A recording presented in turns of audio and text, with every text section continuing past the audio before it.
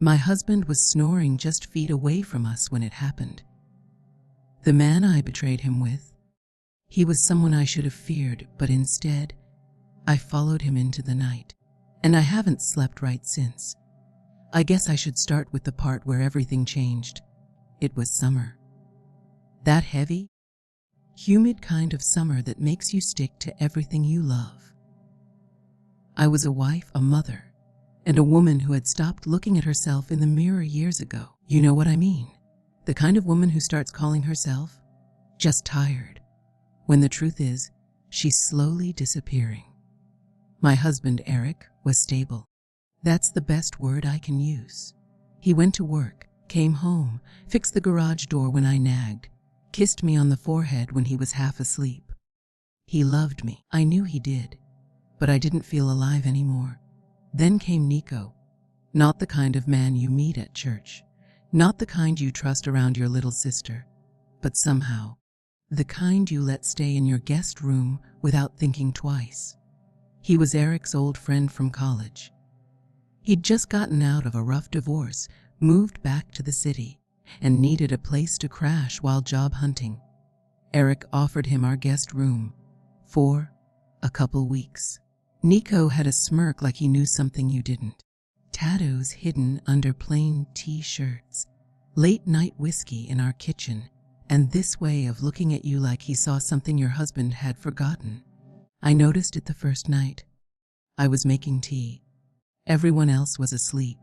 He walked in shirtless, just a towel around his waist, like it was the most natural thing in the world. Couldn't sleep either, he said, voice low. I nodded. He smiled. Didn't think so.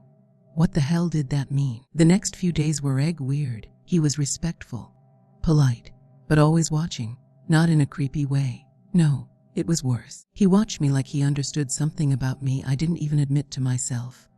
And the truth is, I liked it. I started wearing mascara again.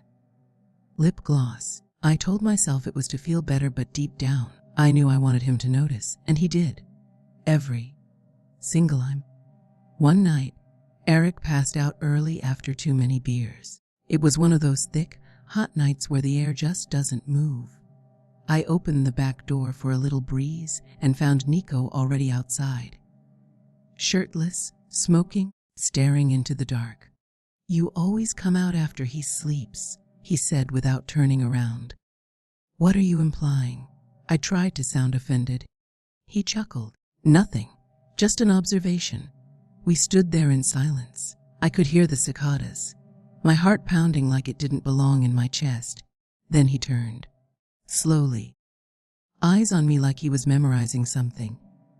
You deserve more than forehead kisses and forgotten anniversaries, he said. And I should walked away right then. But instead, he held out his hand. And I took it. He didn't kiss me. He just pulled me outside across the grass, under the big oak tree in our backyard. Look up, he whispered. I did. The stars were insane that night, sharp and loud and infinite. I used to watch the stars with my ex, he said. She never saw them like I did. But you get it, don't you?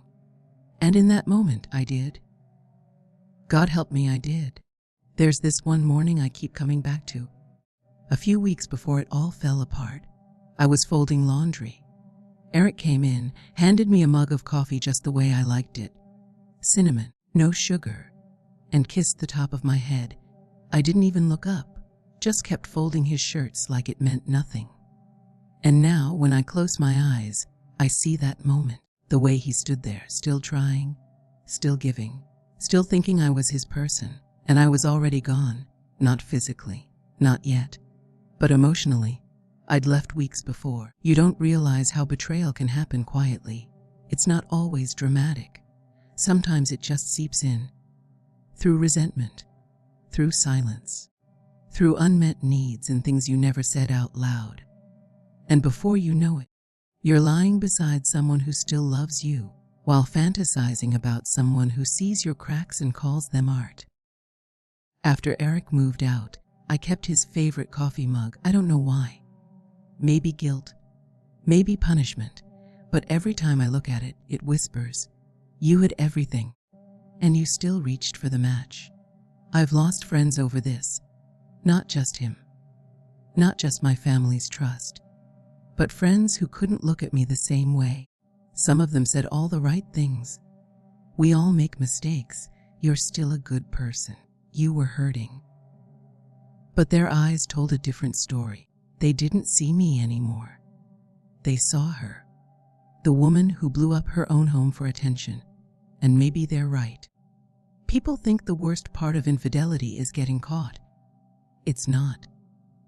It's waking up the next morning and realizing you still have to be someone's mother, someone's coworker, someone's friend, while your insides are rotting with shame. You smile, you nod, you play the part, but inside you're screaming, and I ruined everything, and I don't know how to fix it. There was a night not long ago where my son woke up from a nightmare. I held him close, rocking him, whispering, "You're safe. Mommy's here." And somewhere deep inside, a voice said, "Are you though? Are you really the safe one anymore?" Because once you've broken your own moral compass, everything else feels like a lie you're telling on repeat. I've thought about reaching out to Eric, not to fix things, not to beg, but just to say, I see it now. I see everything I didn't see then. But I never hit send. Because maybe the kindest thing I can do, Noak, is let him heal in peace. Let him be loved by someone who won't break him. You want another twist? It's not Nico who haunts me anymore. It's me. It's who I became when I was with him. That version of me. Reckless, desperate, selfish. She's always there, just beneath the surface.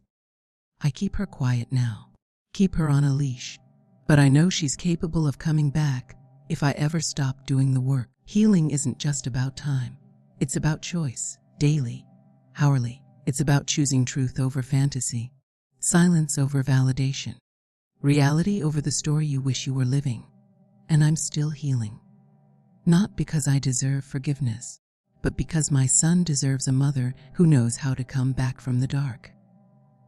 A woman who faced the ugliest version of herself and chose to rebuild anyway. People don't like stories like mine to end without redemption. They want the clean arc, the lesson tied with a bow. But life doesn't work like that. Some damage stays. Some people don't forgive. Some bridges burn and never get rebuilt. And maybe that's okay, because sometimes the point isn't to return to what you had, it's to become someone who would never destroy it again. So here's the truth I never said out loud. Until now, I miss the woman I used to be. I miss her hope, her softness, her certainty in right and wrong. But I'm learning to live with the woman I am now. Flawed, bruised, still standing, still choosing, every single day, not to repeat the same mistake. If you're listening to this and you're standing at the edge of something forbidding, don't romanticize the fall. Don't confuse attention with affection. Don't trade your whole life for a moment of being seen.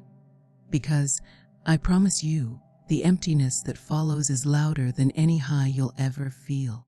I gave up a man who have walked through fire for Meg for someone who walked away the second it got warm.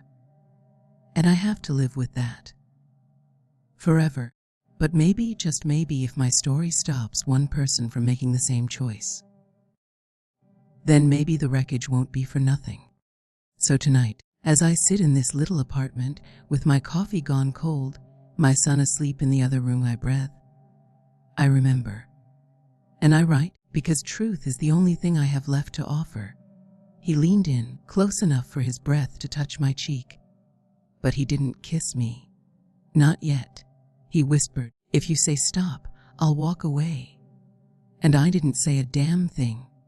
We didn't have sex that night, but we might as well have. What we did felt heavier, more dangerous than anything physical. It was emotional trespassing, a betrayal of trust, a fire lit beneath something I thought had long gone cold. And the worst part, the guilt didn't come right away. I went to bed next to Eric that night and watched him sleep. I tried to convince myself nothing had happened, that I'd just gotten lost in a moment.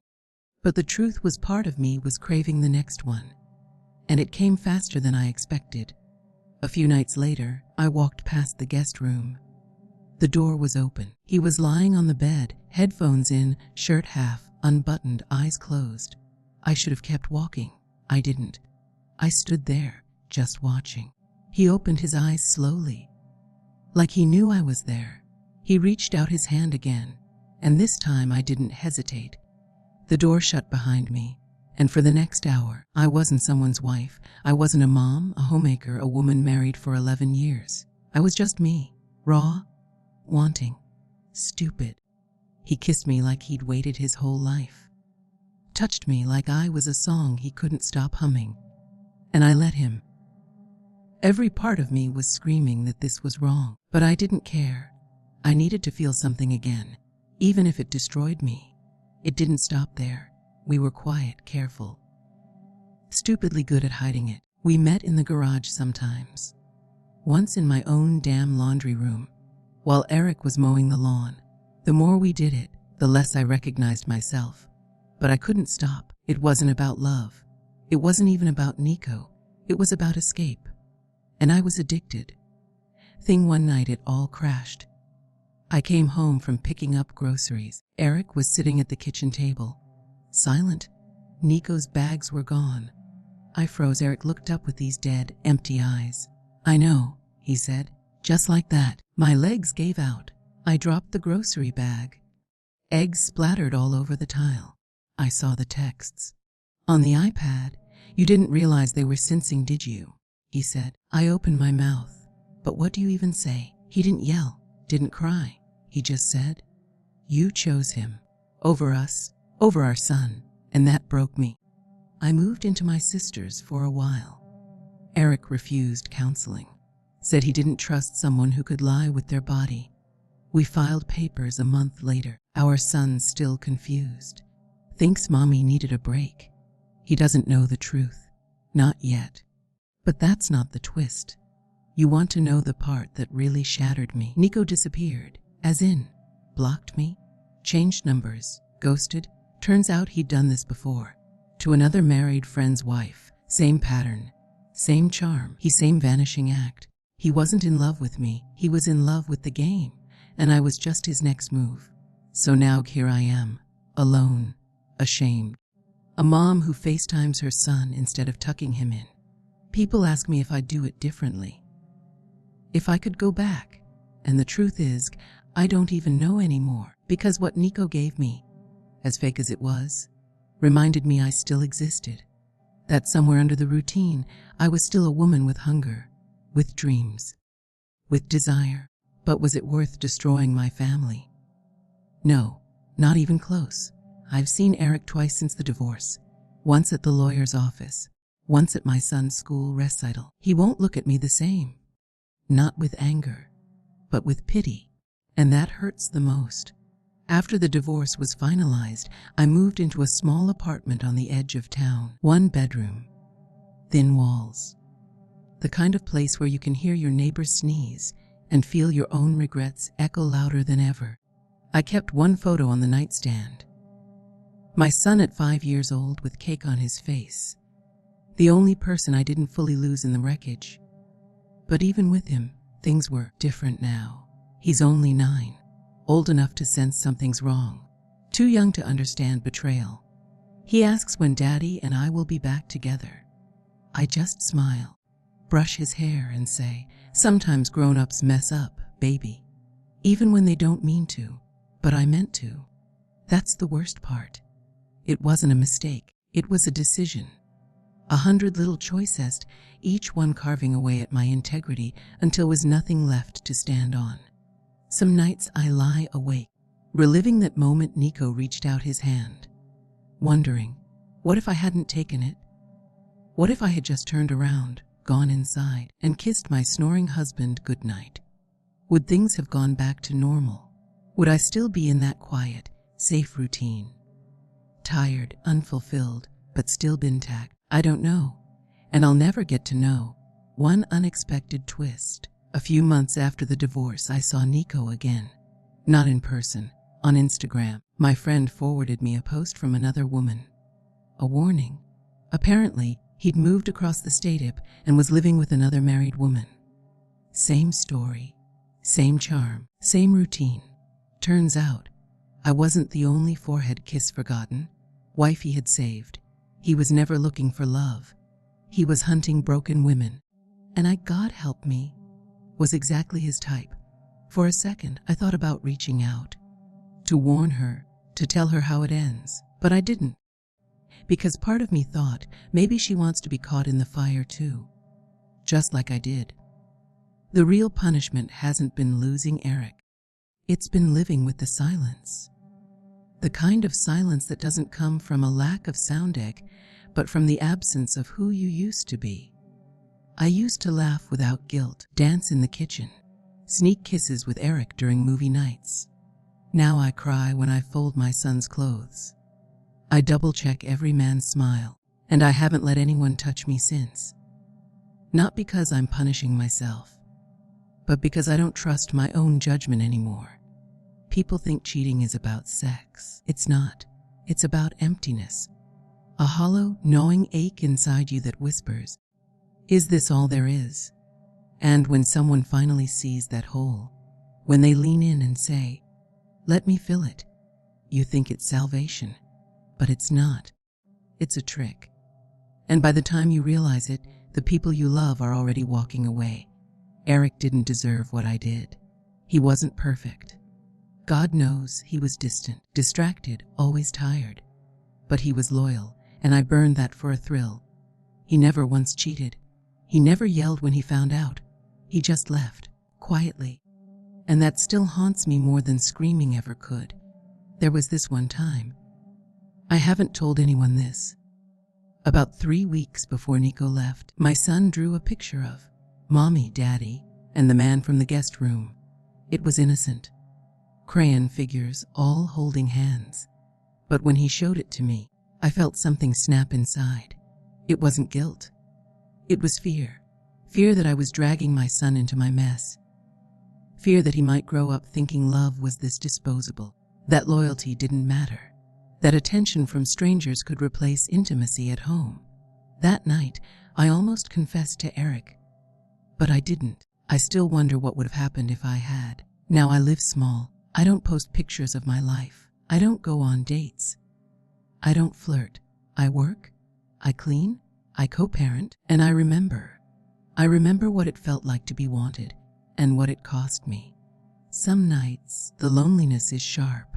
Other nights, I wear it like armor. I don't let anyone in. Not fully. Because once you've proven you're capable of betrayal, it's hard to convince yourself you're worthy of someone's trust again, even your own. So, if you're listening to this, maybe because you're tempted or bored or craving something outside your marriage, please hear me. The high isn't worth the fall. The silence after the storm is louder than anything you can imagine. You'll ruin things you didn't know you loved until they're gone. That first forbidden touch might make you feel alive, but it will kill something sacred inside you, and you won't even notice it bleeding out until it's far too late. Do I regret it? Yes. 1,000 times yes. But here's the part I hate the mosting. There's still a small, broken part of me that remembers Nico's touch and misses it. And that disgusting honesty is what reminds me I still have work to do on myself, on my wounds, on my choices. Maybe one day I'll love again. Maybe one day I'll forgive myself. But tonight I just sit by the window and I watch the stars alone. The same stars he showed me once. The ones that started it all. And I whisper to them, "Don't ever let me fall like that again." There's something about betrayal that rewrites your memory. I used to look back on our early marriage with warmth. The little apartment we started in. How we'd argue about dishes, but fall asleep in each other's arms anyway. The smell of Eric's shirts. The way he used to leave post-it notes on the bathroom mural. "You're still my favorite view." But now, when I think of those moments, they feel like someone else's life. Like I watched it in a movie once. Like I don't deserve to claim them anymore. because I broke that version of us. I willingly broke it. What I didn't expect was how betrayal turns you into a stranger, not just to others, but to yourself. I look in the mirror now and don't quite recognize the woman staring back, not because she looks older, but because she knows too much now. She knows what she's capable of, knows how slippery the slope is, how easily you can justify crossing line after line if you're starving for connection. And that's the part no one warns you about. Cheating doesn't start with sex. It starts with a silence, a need, a glance that lingers too long, a laugh that feels too intimate. And then one day, someone hands you a matchup and you burn your entire world down just to feel warm for a little while. People ask me if I hated Nico once I found out who he really was. Honestly, I wanted to, but hate would have been easier. What I felt was more pathetic. I missed him, not the real him, but the illusion he gave me, the escape he offered. He was never the hero of the story. He was just the exit sign I chased when the walls of my marriage felt too tight.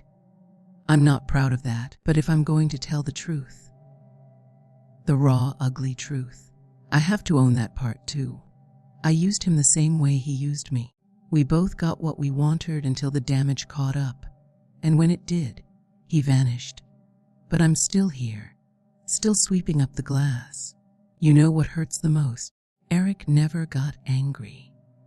He didn't scream, didn't throw my stuff out, didn't call me names.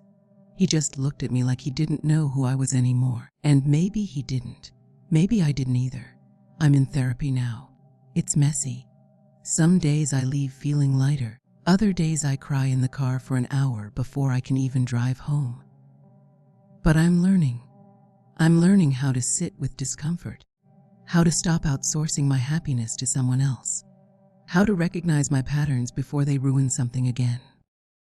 Most importantly, I'm learning how to rebuild trust, not with Eric or my son or anyone else, but with myself. Because until I do that, every relationship I touch will eventually turn to ash. I've started writing again. Journaling, late-night letters I'll never send. Sometimes I write to Eric, sometimes to my younger self, the girl who just wanted to be seen, the girl who thought attention meant love, the girl who handed her heart to a man who only wanted the thrill of breaking it. I write to remind myself of who I used to be, and who I still might become. If you're still listening, I guess I just want to say this: betrayal isn't always loud. Sometimes it happens in whispers, in eye contact, in moments you don't stop soon enough. And healing, it isn't a straight line. It's lonely, it's brutal, and it doesn't come with applause. But it's possible, and maybe, just maybe, that's what this story is really about. Not just the fall, but the crawl back up. So here I am. No husband, no secret lover. Just me, learning how to be okay again. One brutally honest truth at a time. And if you're on the edge right now, tempted, curious, feeling unseen, I'll leave you with this. Sometimes the most loving thing you can do for yourself is not reach for that hand in the dark, but instead turn around and face the emptiness head on. Because what you build in that quiet, that's the stuff that actually lasts.